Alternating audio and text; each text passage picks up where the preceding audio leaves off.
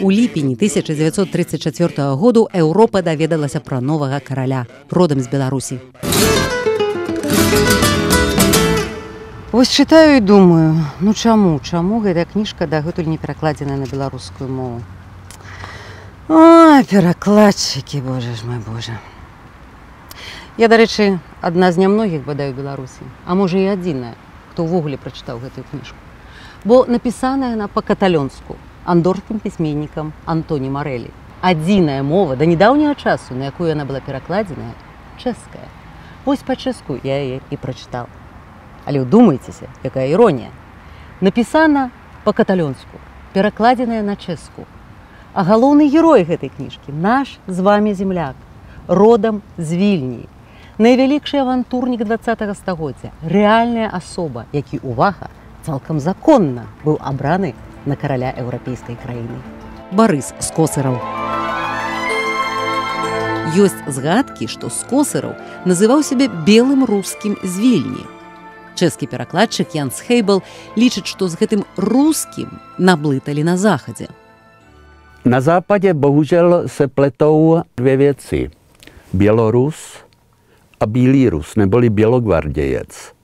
A s tím jsem se setkal i tady při hodnocení té knihy, ale musíme říkat Bělorus, nikoliv, protože pocházel z té, řekněme, nižší běloruské šlechty, která jenom tím, že sloužila carskému dvoru a jeho reprezentacím, tak se dostala do toho Vilna a později do Sankt Petersburgu.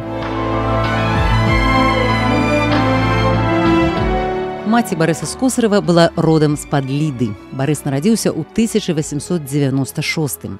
Пасля рэвалюцыі эміграваў, памяняў шмат краінаў: Великабрытанія, Галяндыя, Гішпанія, Калумбія, Францыя. Ён бліскуча ведаў некалькі замежных моваў, паўсюль прымаўся на найвышэйшым узроўні, прыдумляў сабе, у залежнасці ад сітуацыі, патрэбную біяграфію. На чэшскую мову кнігу Антоні Марэля «Барыс I, король андорский» пераклаў Янс Хейбл.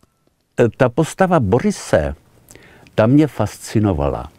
Byl to snílek, byl to dobrodruh, byl to podvodník, byl to hochštapler.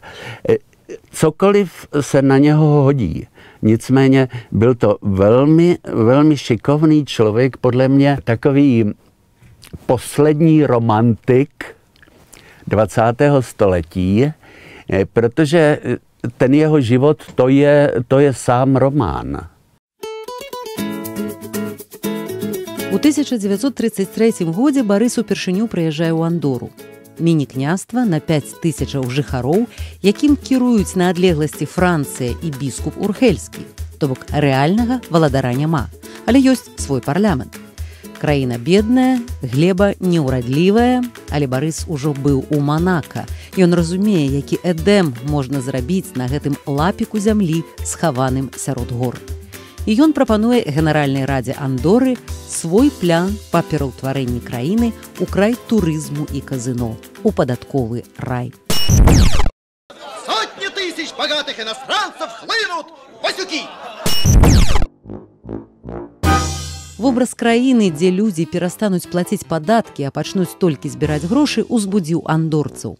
Калі для таго, каб прадстаўляць інтарэсы Андоры на міжнароднай арэне, патрэбен кароль, калі ласка, 23 галасамі за, супраць аднаго, у ліпені 1934 году Генеральная рада Андоры абірае Барыса суверэнам. Пачынаюцца 9 трыумфальных дзён караля Барыса. І менавіта пра іх распавядае кніга Антоні Марэля «Барыс I, король андорский». Jak vidí Morej třeba Borise? Jeho přístup k Borisovi je svým způsobem sympatický. Spíše ho lituje, že nic z těch svých představ nemohl uskutečnit a že tedy musel z Andory pryč. З чаго пачынае праўленне Барыс I? Слушна, са змены сімволікі ён прымаляваў карону, а яшчэ піша канстытуцыю. Дэкларуецца падзел заканадаўчай і выканаўчай улады. абвяшчаецца свабода слова і выравызнання, забараняецца цэнзура. Уласна, уводзяцца ўсе тыя прынцыпы, паводле якіх Андора жыве і дагэтуль. Еўропе 1934 году не да карлікавых дзяржаваў. Францыя была гатовая прызнаць волевыяўлення андорцаў. Не даспадобы новы кароль прыйшоўся другому суўладальніку Андоры, біскупу Урхельскаму. Бориску на царство?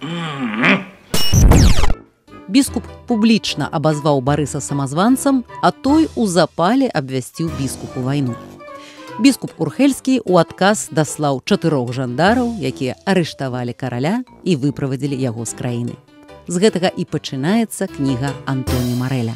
Boris v Murejově románu fakticky začíná jakoby zpětnou perspektivou, protože první kapitola začíná slovy veličenstvo, oni vás vypovídají. A samozřejmě ty další kapitoly, ač ustupují o den dozadu, do těch 9 dnů vlády Borise, tak ty už jsou chronologicky řazeny od rána do večera. Ale je to zajímavý literární postup, který tu knihu dělá zajímavou. У кнізе Антоні Мареля андорцы называюць Скосарава славянінам, рускім, а аднойчы чэхам. Сяляне-горцы мелі цьмянае ўяўленне пра ўсходнія народы. І вось жа ж, адзін раз ва ўсёй кнізе сустракаецца слова чэх. І чэшскі перакладчык бярэцца перакладаць яе для чэшскай аўдыторыі. А суайчыннікаў галоўнага героя кніга, якая выйшла яшчэ ў 1980 годзе, так і не зацікавіла. Чаму? Já mám za to, že to je z neznalosti. Nevím, v jakém stavu je studium katalanistiky nebo katalánštiny v Bělorusku, ale rozhodně ta knížka by tam musela zaujmout. Podle mě. У 2007 годзе кнігу Антоні Мареля пераклалі яшчэ на адну мову – гішпанскую. Потым у Барселоне паставілі п'есу паводле кніжкі. Нядаўна там жа з'явіўся комікс, дзе распавядаецца пра нашчадка Барыса Скосарава, ягонага ўнука Барыса II, які заяўляе правы спадчыны на андорскі трон. Так што фантасмагарычная перспектыва таго, што нашчадкі беларускага авантурніка маглі б некалі прэтэндаваць на андорскі трон, працягвае бударажыць тамтэйшыя розумы.